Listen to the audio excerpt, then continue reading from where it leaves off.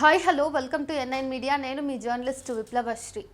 భారత్లోని కాశ్మీరీ యువత భయం గుప్పిట్లో బతుకుతోంది. పహల్గాం ఉగ్రదాడి తదనంతర పరిస్థితుల తర్వాత ఇది మరింత తీవ్రమైంది. ఉగ్రవాదులనే అనుమానంతో సాయుధ దళాల చర్యలు, హిందుత్వ శక్తుల విద్వేషపూరిత దాడులు వారిని ఆందోళనలోకి నెట్టివేశాయి.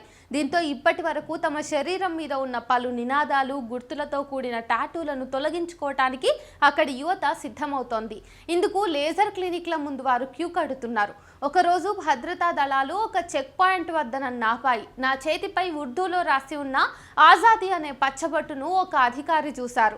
అయితే సదరు అధికారికి ఉర్దూ రాకపోవటంతో నేను అక్కడి నుంచి తప్పించుకోగలిగాను అని కాశ్మీర్లోని శ్రీనగర్కు చెందిన సమీర్ అనే వ్యక్తి తెలిపారు. ధిక్కార స్వరానికి, బలానికి, నమ్ముకున్న సిద్ధాంతానికి గుర్తుగా ఈ పచ్చబొట్టును వేయించుకున్నట్టు చెప్పాడు.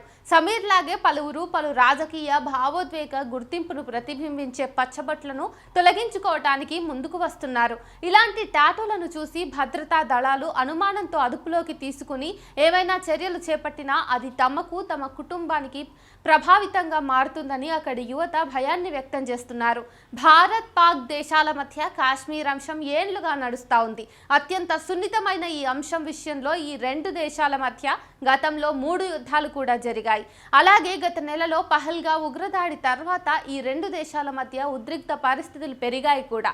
ఇక అప్పటి నుంచి దేశంలో భావోద్వేగ పరిస్థితులు మరింత తీవ్రమయ్యాయి. దీని కారణంగా భారత్లోని ముస్లింలపై దాడులు అధికమయ్యాయని పలు నివేదికలు స్పష్టం చేశాయి. ఇలాంటి పరిస్థితులలో కాశ్మీరీ యువత కూడా టార్గెట్ అవుతోంది. ఈ నేపథ్యంలోనే ఇలాంటి టాటూలను తొలగించుకుంటున్న పరిస్థితులు అక్కడ కనిపిస్తా ఉన్నాయి. పలు కారణాలు, గత పరిస్థితుల నేపథ్యంలో కాశ్మీరీ యువత గతంలో టాటూలు వేయించుకున్నది. ప్రస్తుతం జమ్మూ కాశ్మీర్తో పాటు దేశంలో మారిన పరిస్థితులు వారిని అభద్రతలోకి నెట్టాయి. ఆ పచ్చబొట్లను తీయించుకునేలాగా చేస్తున్నాయి. భద్రతా దళాల చర్యలే కాకుండా ఉద్యోగ నియామకాలకు సంబంధించిన కారణాలతోనూ ఈ టాటూలను తొలగించుకోవటానికి సిద్ధమవుతున్నట్టుగా ఇక్కడ యువత చెబుతున్నారు. 2022లో సంచలనం రేపిన ప్రముఖ పంజాబీ గాయకుడు సిద్ధూ మూస్వాలా హత్య తర్వాత AK-47 టాటూల ట్రెండ్ ఊపందుకుంది. సిద్ధూ మూస్వాలా ప్రభావం యువతపై ఎక్కువగా ఉన్నది. దీంతో కొందరు కాశ్మీరీ యువత కూడా ఈ టాటూ ట్రెండ్ను ఫాలో అయింది. అయితే పహల్గాం దాడి అనంతరం పరిస్థితులు గన్ టాటూలు వేయించుకున్న కాశ్మీరీలను ఆత్మరక్షణలో పడేశాయి.